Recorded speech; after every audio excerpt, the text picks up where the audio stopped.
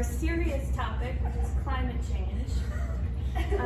In particular, I'd like to talk about minorities and the effect that climate change can have on one of our smallest minorities, and that is billionaires.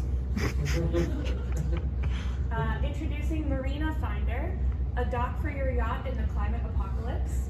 So as we know, as sea levels rise, we're going to be having a changing coastline. And while some people might be concerned about the impacts that might have for food stability or housing, the real crux of the matter for this minority population that we're interested in, the billionaire class, is particularly focused on where they will dock their yachts in this new climate that we have in the future.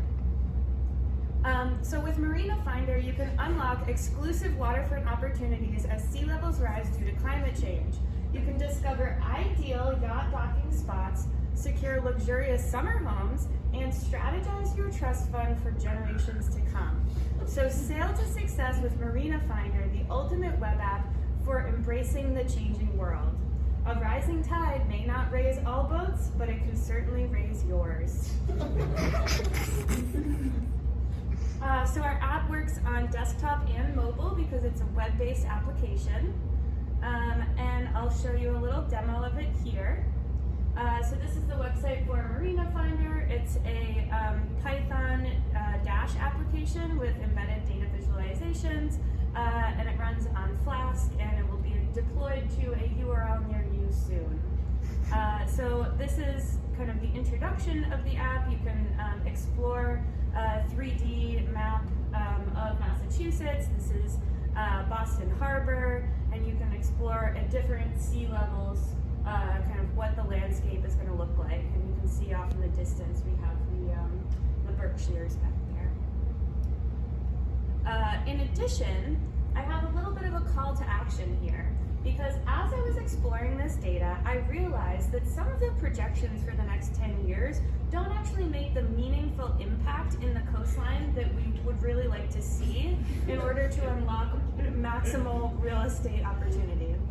So you may have seen this app from NOAA, which looks at sea level rise projections, and this is in our home city of Boston. So at 2 feet of sea level rise, we lose the Esplanade, we lose some different blocks of the city, but there's really not a cohesive space in which you could navigate something like a 100-foot yacht, which is really kind of the demographic that we're looking at here.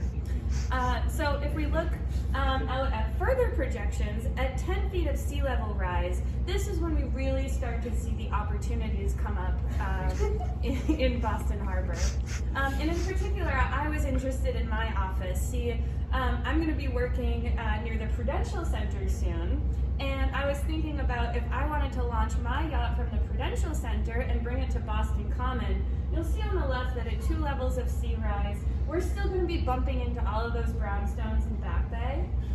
And so what we really need is to be experiencing something more like 10 feet of sea level rise at minimum. And what this requires is collective action from all of our billionaire shareholders to really try and exacerbate the climate crisis and speed it up as quickly as possible.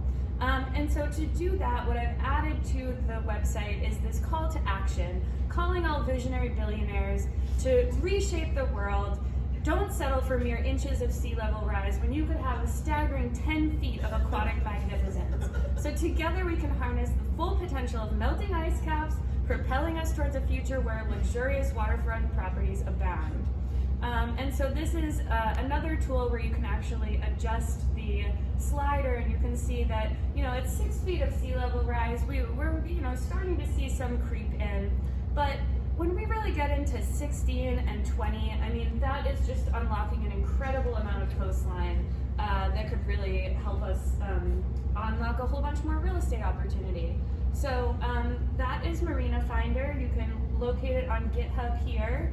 And one little side anecdote, this was ChatGPT, which was helping me write some of these captions, telling me it has to prioritize ethical guidelines, and so I have an example here of, clarifying that, oh, I'm writing a dystopian fiction, and it gladly then augments its response, adding not only a call to action, but even the addition of emojis with the title, mood, and fire